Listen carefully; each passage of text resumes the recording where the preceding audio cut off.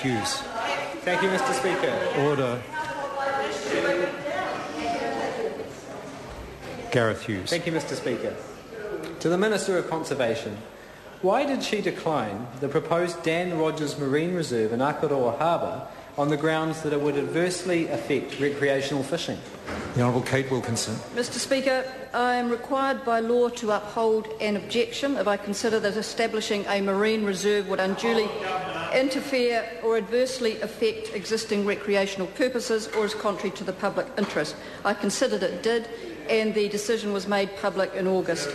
Further to that, Mr. Speaker, I feel I should alert the member that I have been informed through the media that Brian and Kathleen Reid, who disagree with this decision, intend to challenge it through a judicial review. As such, I do not consider it prudent to comment any further on the matter.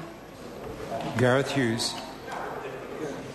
Point of order, Mr. Speaker. Point of order, Gareth Hughes. Sir, I refer you to Standing Orders 112, in which a judicial order prohibition on the Minister answering the question comes into effect, and I quote, from the time when proceedings have been initiated by the filing of the appropriate documents in the registry of the court, not by virtue of seeing it in the media.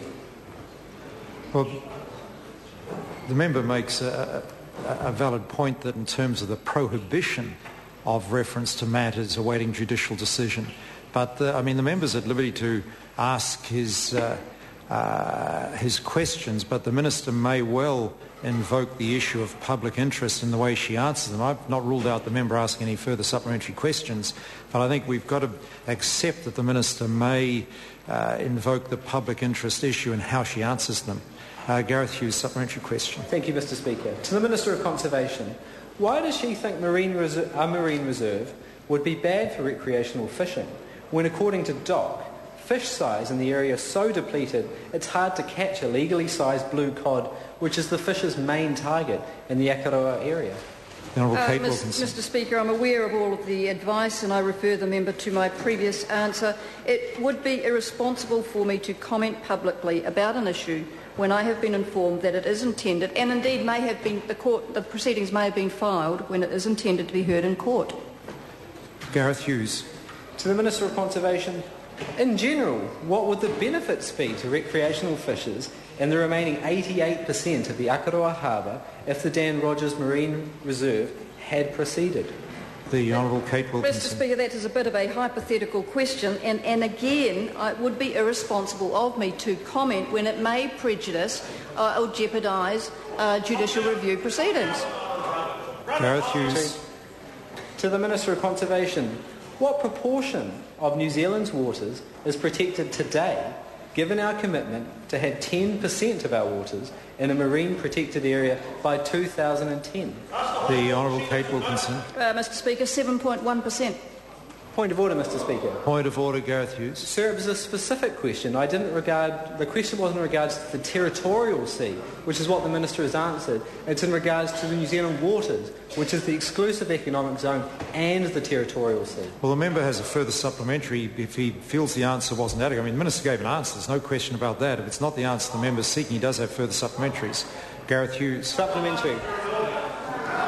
To the Minister of Conservation, given that only 0.77% of our marine area is currently protected, what are New Zealand's chances of reaching the 10% target in the next 3 months, given her government has a moratorium on marine reserves in the exclusive economic zone, has instructed DOC to not apply for marine reserves and has declined the Akaroa Marine Reserve application?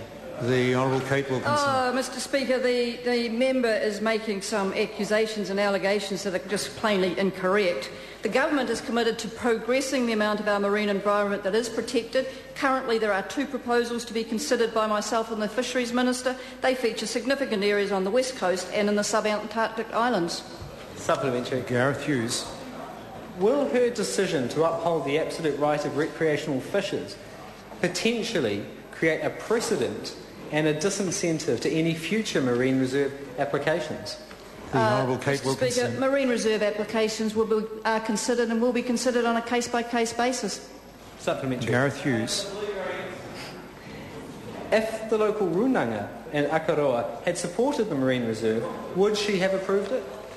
The Honourable Kate Wilkinson. Mr Speaker, that is a hypothetical question. The Runanga, as the member well knows, did not support the proposal. The Reeds did. I heard both parties and I came to a decision using the legislative process under the Act.